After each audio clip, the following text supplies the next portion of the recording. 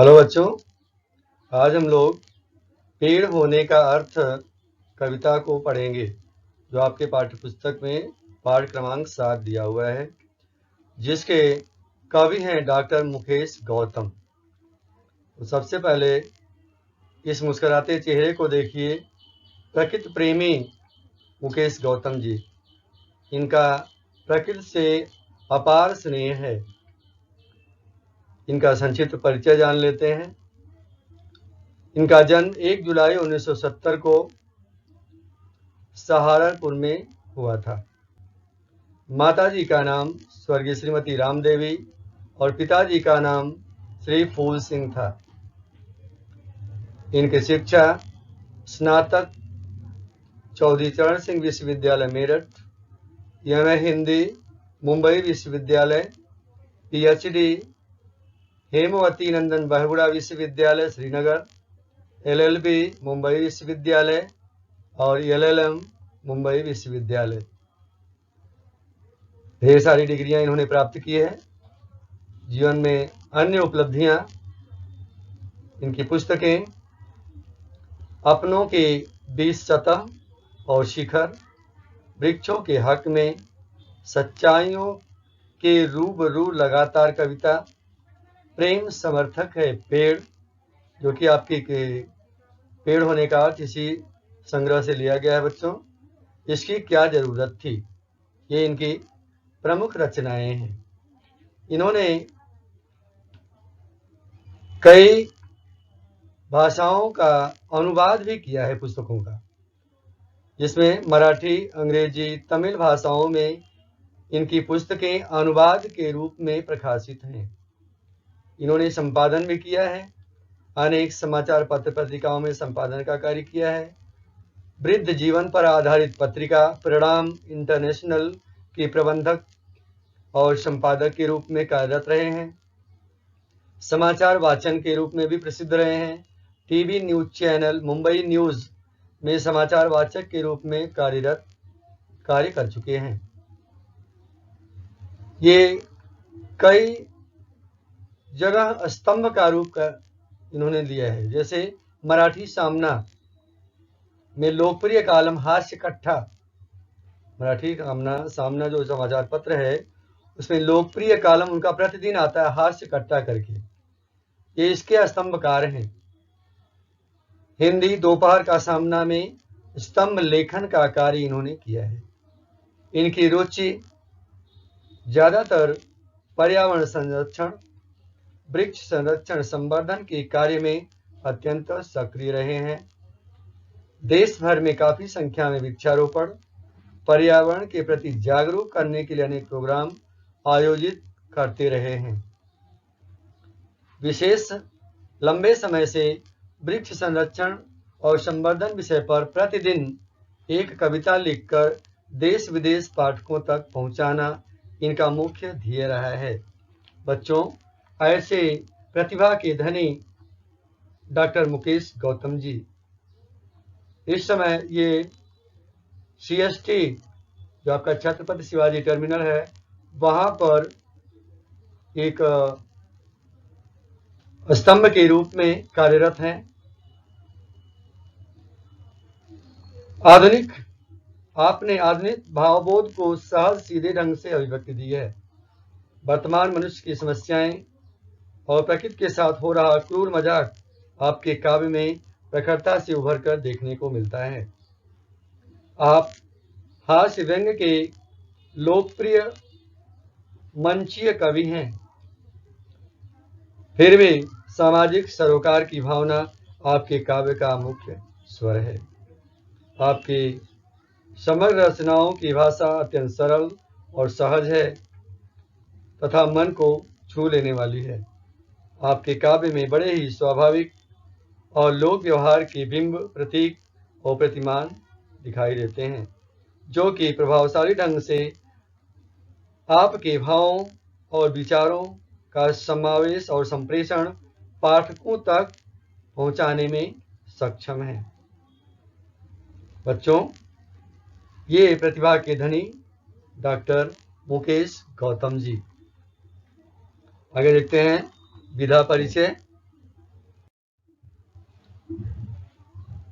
प्रस्तुत काव्य नई कविता की अभिव्यक्ति है, यानी नई कविता की जो विधा है उसमें इन्होंने पेड़ होने का अर्थ लिखा है। नए भावबोध को व्यक्त करने के लिए काव्य के क्षेत्र में नए प्रयोग शिल्प और भाव पक्ष के स्तर पर किए गए हैं।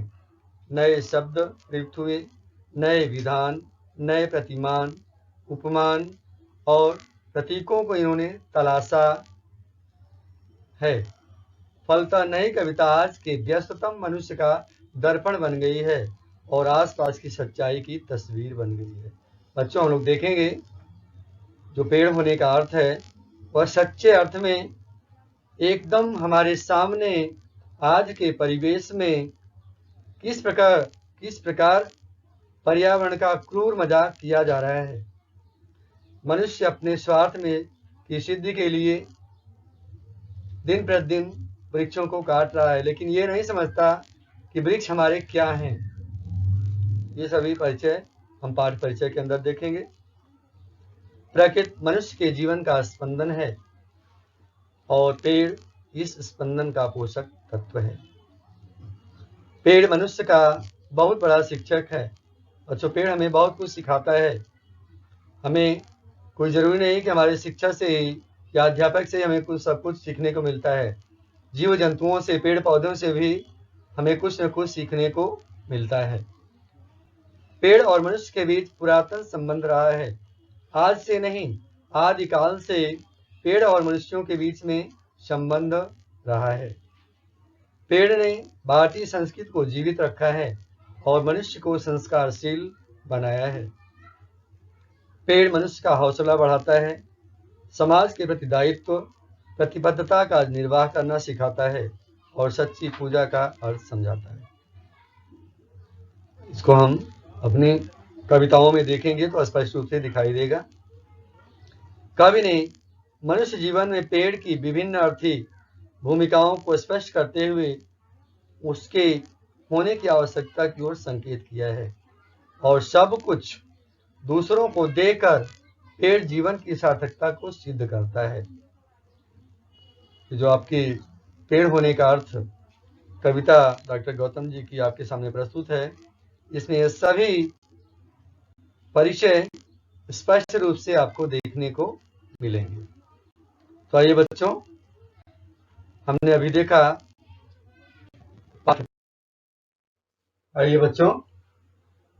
अब हम पेड़ होने के अर्थ की कविता को प्रारंभ करते हैं और उसकी व्याख्या देखते हैं।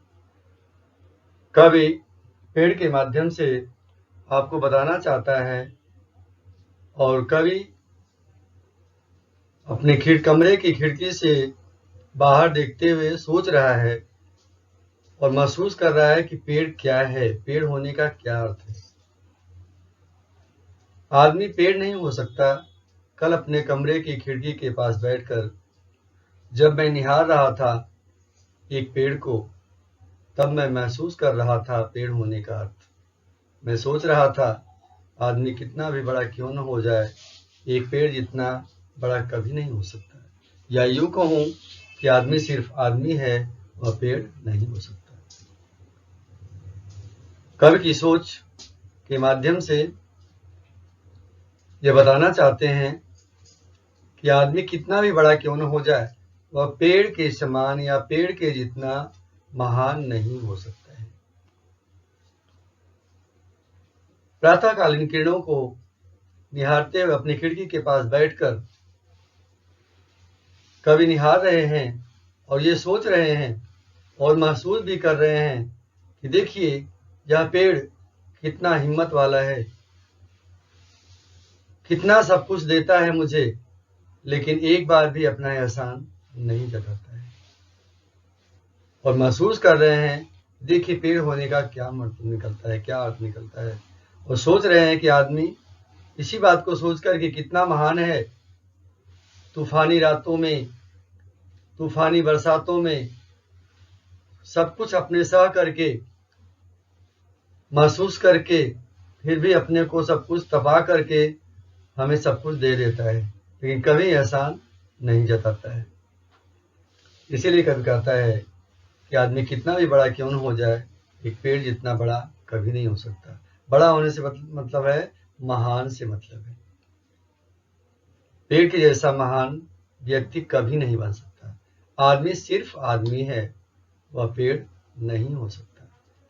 कभी यही कहना चाहता है कि आदमी आदमी ही रहेगा, वह पेड़ का दर्जा नहीं ले सकता। तो यह इसकी व्याख्या है। अब इसकी कृति हम देखते हैं।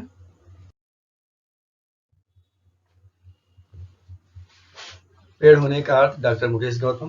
पहली कृति, पेड़ नहीं हो सकता से लेकर वह बड़ा पेड़ नहीं हो सकता। कृति पूर्ण कीजिए। कवि का पेड़ के विषय में सोचना, आदमी सिर्फ आदमी, और दूसरा आदमी पेड़ नहीं हो सकता। उत्तर लिखिए। कवि निहार रहे थे एक पेड़ को, कवि महसूस कर रहे थे पेड़ होने का अर्थ। शब्द संपदा, निम्नलिखित शब्दों में उचित प्रत्यय लगाकर नए शब्द तैयार कीजिए। बच्चों, हमने आपको पिछले लेक्चर में आपको बताया था कि प्रत्यय क्या होता है, उपसर्ग क्या होता है। फिर भी मैं एक बार आपको ध्यान दिलाना चाहता हूं। प्रत्यय उसे कहते हैं जो मूल शब्द के बाद किसी शब्द को लगाकर एक नया शब्द तैयार किया जाता है, और मूल शब्द के पहले यदि कोई शब्द जुड़ता है वह उपसर्ग कहलाता है। यहाँ पर आपको प्रत्यय पूछा गया है। यहाँ पर हमने जोड़ करके यहाँ पर दिखाया है आपको, लेकिन आप एग्जाम में जोड़ेंगे नहीं, केवल आप डायरेक्ट आंसर लिखेंगे।